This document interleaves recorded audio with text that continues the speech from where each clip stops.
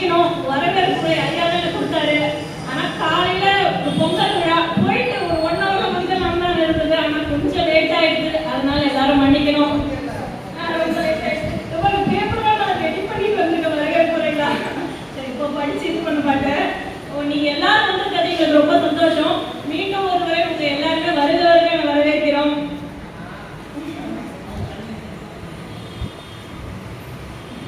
அகர முதல எழுத்தெல்லாம் ஆதிபகவன் முதற்றே உலகு. இன்றைய மக்களின் நிலையை அன்றே எழுதியவர் வள்ளுவரே.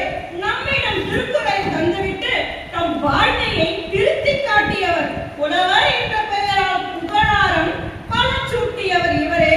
நூற்றாண்டு வாழ்க்கையை உள்ளடக்கியவர். 2000 ஆண்டுகளுக்கு முன்பே ஆர்ப்பரித்து வந்த ஈரடி நூலாகும் திருக்குறள் முப்பாலும் கலந்த வான்முறை வேதம் ஓதியது